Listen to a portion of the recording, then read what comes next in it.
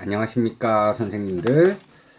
사회정서학습과 인성교육 5주차 2교시 시작하도록 하겠습니다.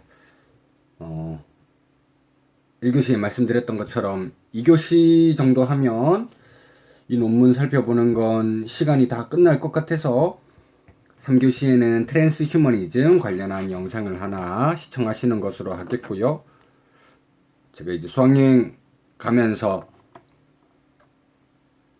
아무래도 부산에서는 제주도로 가거나 아니면 서울 경기권으로 잘 가게 마련인데, 이번에는 서울 경기권으로 올라가게 되어서 에버랜드에서 1박하고, 두 번째는 경기도 성남이었던 것 같아요.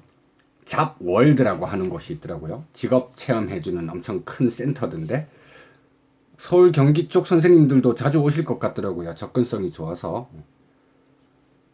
요즘은 보니까 이제 임장 지도를, 거기는 1시간 체험한다고 하면 보호자나 이제 선생님들이 10분 정도만 볼 수 있게 그렇게 짜놨더라고요. 이제 학생들 직접적으로 체험하는데 더 도움이 되기 위해서 아마 그런 것이겠죠. 그래서 굉장히 합법적으로 학생들 체험하는 동안 밖에 앉아가지고 좀 휴식을 취했던 이런 기억이 나기도 합니다. 아무래도 학생들 밤에 너무 안 자잖아요. 그 잠시 앉아가지고 체력을 보충하니까 선생님들끼리 이야기도 하고 그런 좋은 시간을 보냈던 것 같습니다. 선생님들께서도 올해 수학여행에서 힘드시겠지만 이런 좋은 경험 잘 하실 거라고 제가 기대하고요.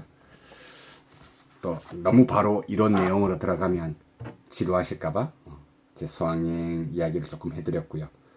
1교시에 이제 과학기술시대 도덕교육의 위기에 대한 극복 방안으로 2가지 의사소통 능력과 책임 능력을 제안했잖아요. 그 2가지를 결합한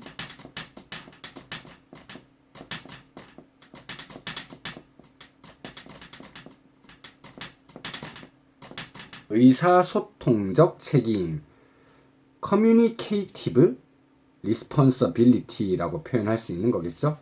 요걸 제안해 보고 싶었던 게 이제 저희 목표인데, 이게 2017년에 쓴 논문이라서 아마 제가 대학원 박사 과정 3년차 정도 되었을 때 썼던 것 같습니다.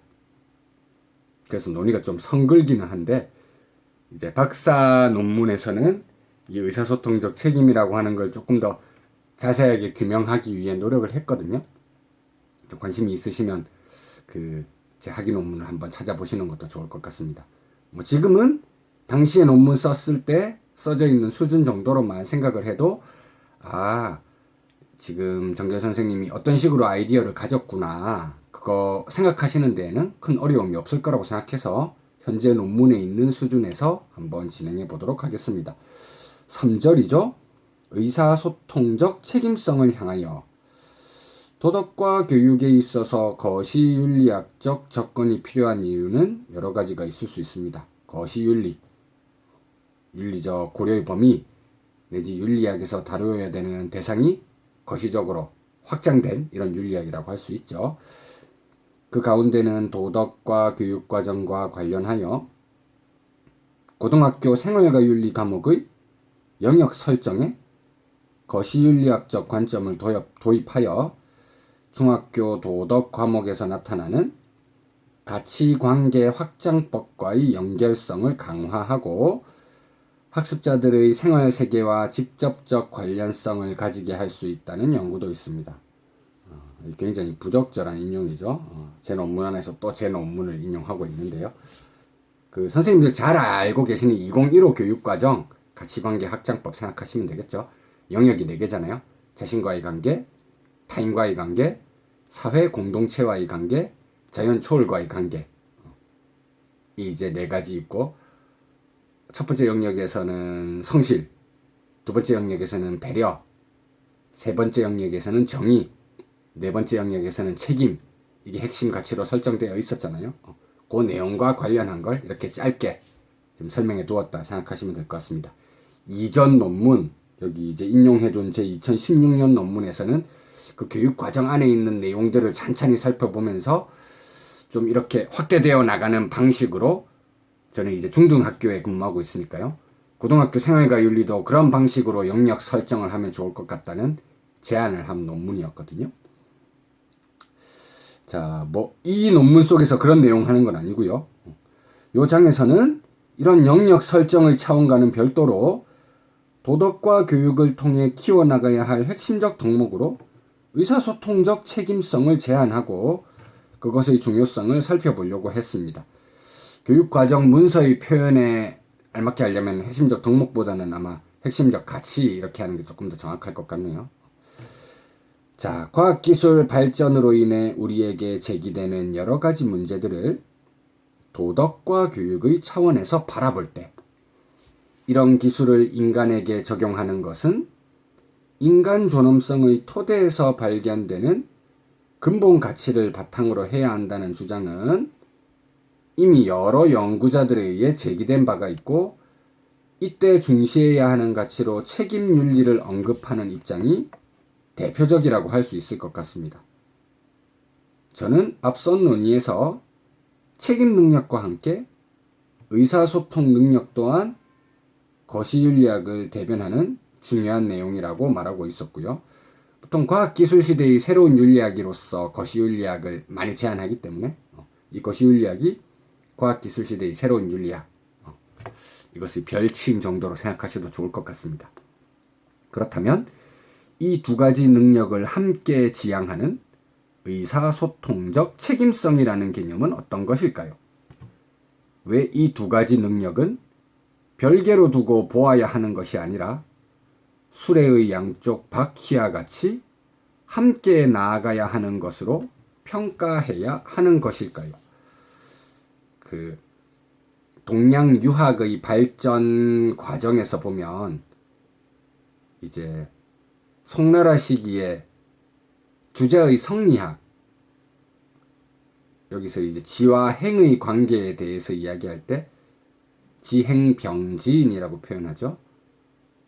아는 것과 실천하는 것은 마치 수레의 앞뒤 바퀴와 같아서 두 개가 같이 함께 굴러가야 원하는 방향으로 나아갈 수 있다.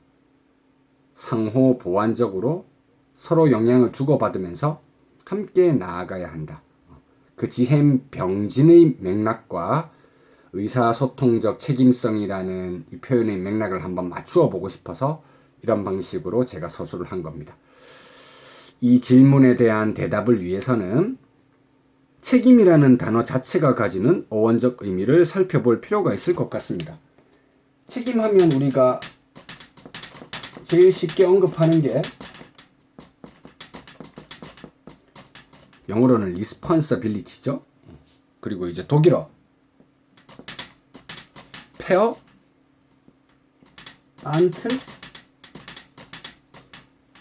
Verantwortung 이런 단어들의 어원적 의미를 살펴볼 필요가 있는데 여러 가지 책임과 관련한 단어들을 보면 이 속에 대화라든지 언어 능력이 전제가 되어 있다는 공통적인 특징이 있습니다. 가장 그게 직접적으로 잘 드러나는 게 독일어 Verantwortung인데요. 그래서 이렇게 단어를 뚝뚝 떼어 넣는 건 좀 적절하지 않을 수 있겠지만 그 속에 있는 의미를 좀 명확하게 구분해서 보기 위해서 표 2에서 이렇게 나누어서 떼보았습니다. 자, 밑에 부분을 읽으면 될 것 같은데요. 위의 표를 통해 알 수 있는 바와 같이 책임이라는 단어 Verantwortung 속에 들어있는 대답은 한편으로는 물음과 그 물음을 묻는 자를 필요로 하는 겁니다. 단수가 아니라 복수일 때 성립할 수 있다는 거예요. 책임 개념 자체가 여기에서 유래하는 성질을 함께 가진다는 것이죠. 그리고 물음에 대한 대답을 위해서는 들을 수 있는 능력이 있어야 하고 이때의 들음은 소극적 의미가 아니라 물음과 대답에 대한 적극적 판단이 함께 있는 것이라고 할 수 있겠습니다. 그렇기 때문에 책임이라는 개념은 항상 인간이 가지고 있는 의사소통의 능력, 즉 물음을 던질 수 있고 그것에 대해 스스로 판단하여 대답할 수 있는 능력과 직결될 수밖에 없는 것입니다. 인간 존엄성의 근거로 책임 능력을 언급한다면 자연스럽게 그 속에 의사소통의 능력이 포함되어 있다는 사실 역시 받아들여야만 한다는 것이죠. 여러 단어들 분석해 볼 때 자연스럽게 도출된다는 겁니다. 이렇게 볼 때 의사소통과 책임은 별개의 관계가 아니라 하나와도 같은 것이기에 둘을 따로 말하기보다는 의사소통적 책임성의 개념으로 함께 지칭하는 것이 적절하다고 판단할 수 있겠습니다. 아펠의 지적처럼 칸트적인 유아론에 함몰되지 않고 아마 1교시에 이 내용은 조금 이야기했던 것 같습니다. 직관의 도전과 인간 생물학의 위험성에서 벗어나기 위해서는 직관의 도전, 사회적 직관주의, 인간 생물학의 위험, 트랜스휴머니즘, 학교 교육을 통해 학습자들에게 의사소통적 책임성의 능력을 길러주는 것이 반드시 필요할 것 같습니다. 이것은 과학기술 시대의 도래로 인해 위협받고 있는 인간 고유의 자유, 그리고 여기서 비롯되는 인간 존엄을 보존하기 위해 필수적으로 요구되는 능력이라고 할 수 있겠습니다. 근데 단어 분석만 가지고는 이게 무엇을 의미하는지 명확하게 이해하기 좀 어려울 수 있잖아요. 그래서 세 가지 정도를 가지고 조금 이해에 도움을 주면 좋지 않을까 해서 했는데, 이제 세 번째 거는 이 내용을 직접적으로 저희가 다음 주부터 또 다루어 보려고 하거든요. 사회적 직관주의에 대해서 알아봤고 사회적 직관주의에 대한 비판적 논의를 했으니까 그것이 대안이 될 수 있는 또 다른 논의가 무엇인가 할 때 조슈아 그린을 살펴볼 것이기 때문에 셋째 부분은 굳이 보지 않아도 될 것 같긴 합니다. 첫째, 둘째 요걸 보고 이제 맺은 말로 바로 넘어가면 될 것 같은데요. 자, 의사소통적 책임 개념을 명료화하는 것에 도움이 될 이론적 단서는 세 가지 정도인데 이번 주는 첫째, 둘째만 보겠다는 것입니다. 첫째, 하버마스가 제시한 의사소통적 합리성 개념에서 의사소통에 대한 정의를 내릴 단서를 찾을 수 있을 것 같습니다. 하버마스도 이제 담론 윤리 주장하는 입장이니까요. 그한테서 직접적으로 얻을 수 있는 이론적인 요소가 있지 않을까 생각했던 것이죠. 그의 의사소통적 합리성에 대한 주장은 인간 이성의 도구화에 대한 비판에서 시작되었습니다.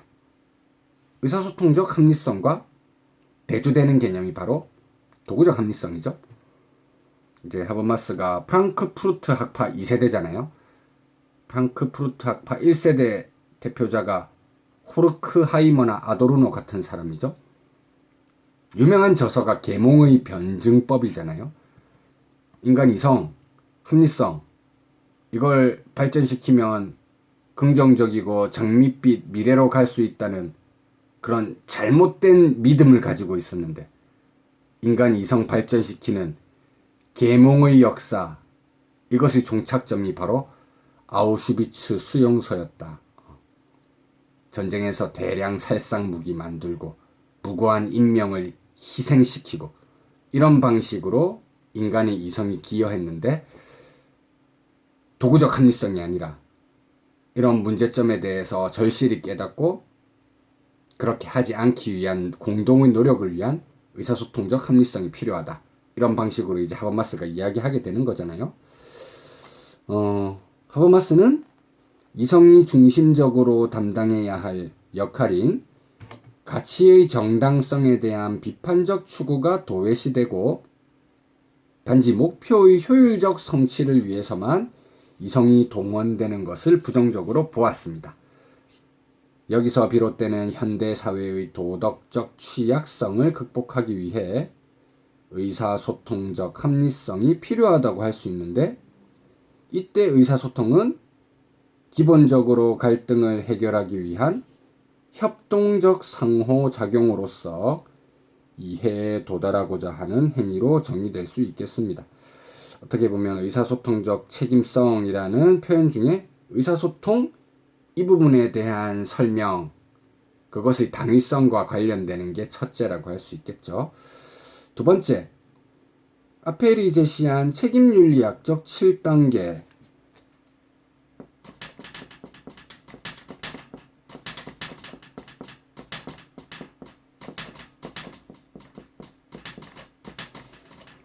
이게 재밌는 개념인데요. 아펠이라든지 하버마스가 활동하던 시기에 이제 물론 그들은 저희 입장에서 볼 땐 같은 서구죠. 근데 영미권과 이제 대륙 독일 이런 쪽에서는 서로 철학이라든지 사상 이런 쪽에서 라이벌 의식이 굉장히 강하거든요. 저희가 도덕교육 관련해 가지고 콜버그 아마 바른마음 책 읽을 때 첫 번째 주에 많이 이야기했던 것 같습니다. 콜버그 3수준 6단계 도덕성 발달 이론이 미국 사회에서만 히트를 친 게 아니라 세계적으로 엄청나게 히트를 쳤거든요. 이제 독일에서도 이것에 대한 조명이 이루어지는 것이죠. 하버마스나 아펠도 그걸 보고 비판적인 논의를 하는 겁니다. 6단계 정의만 가지고 다 해결할 수 있을 것인가? 아니다.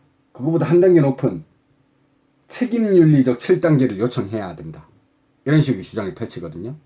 그래서 저는 그런 주장도 조금 도입해서 논의 속에서 인용하면은 도움이 되지 않을까 생각해서 두 번째로 제시해 본 겁니다.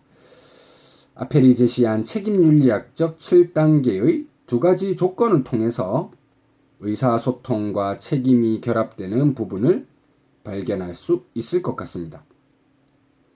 아펠은 콜버그가 제시한 6단계 도덕성의 적용이 현실적으로는 어렵다고 진단하면서 책임윤리학적 7단계라는 특별한 판단 능력을 발달시키는 것이 필요하다고 말했습니다.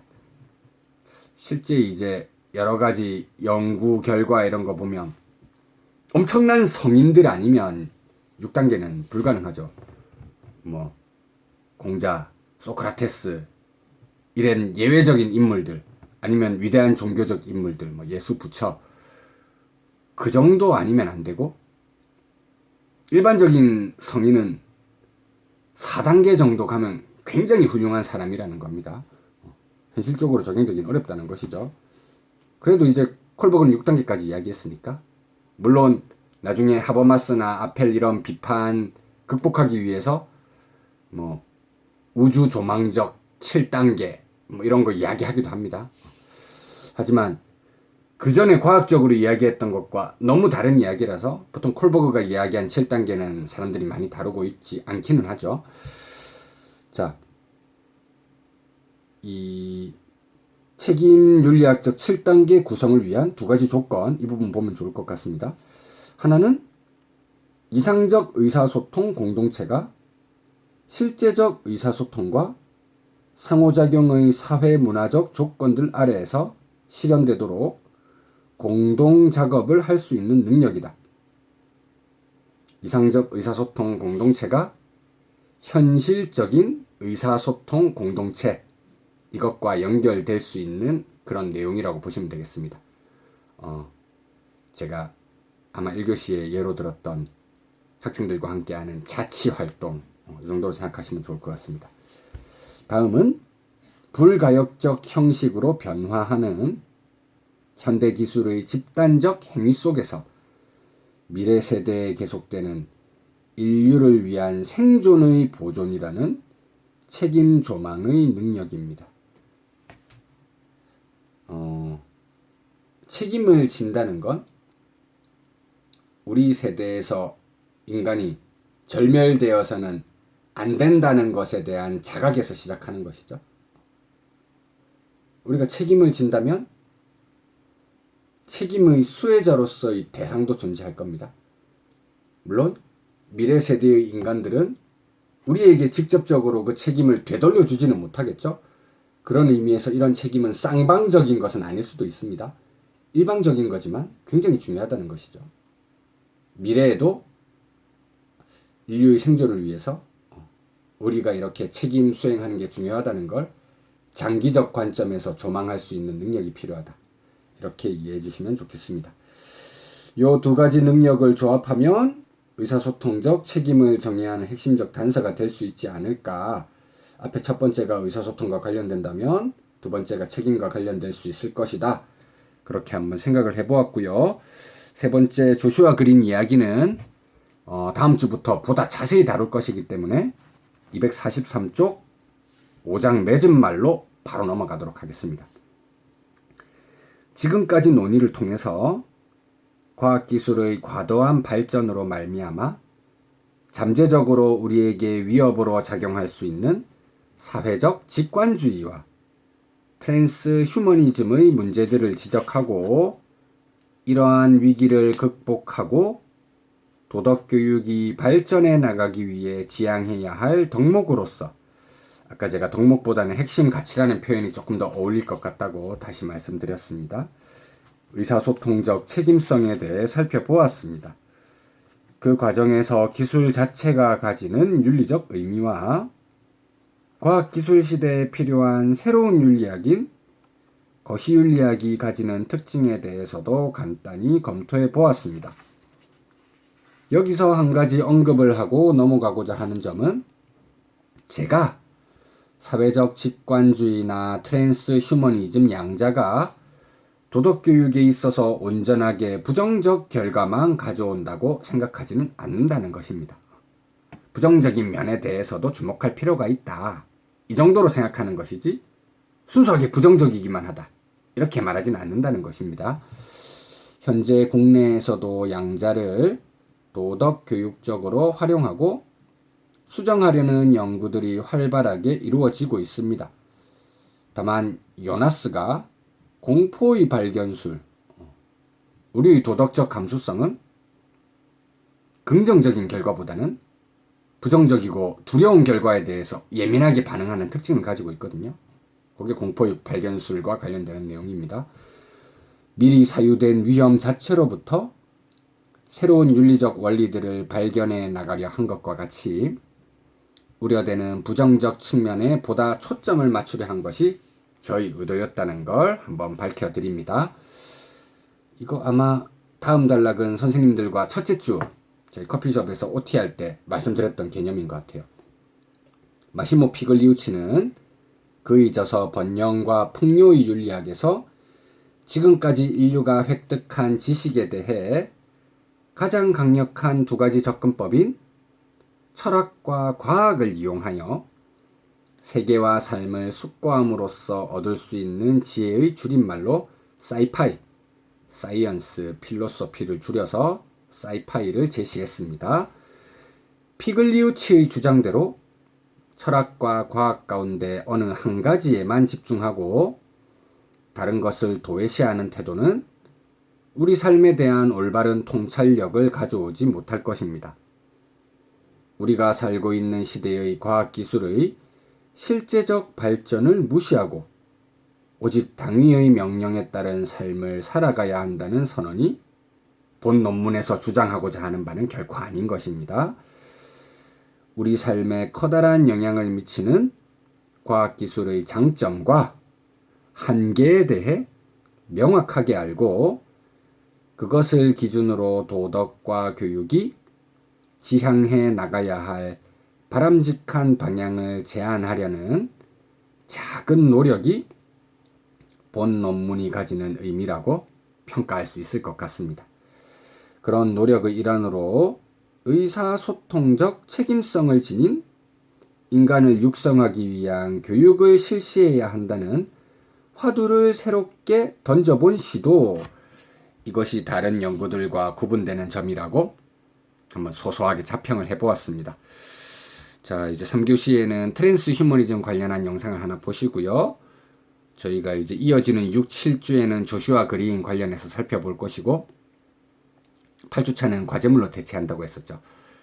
저희 바른 마음, 그 책 서평인데 전체에 대한 서평이 꼭 아니라도 괜찮다고 말씀드렸습니다. 읽은 부분만큼 쓰실 수 있는 만큼에서 이제 서평을 준비하셔야 되니까 요번 주 강의 들으시고 나면 중간고사 기간 포함해서 3주 안에 이제 서평 쓰셔야 되니까 조금씩 준비하셔야 될 것 같습니다. 네, 그러면 3교시의 영상 보시고 다음 주에 조슈아 그린 내용으로 다시 만나 뵙도록 하겠습니다.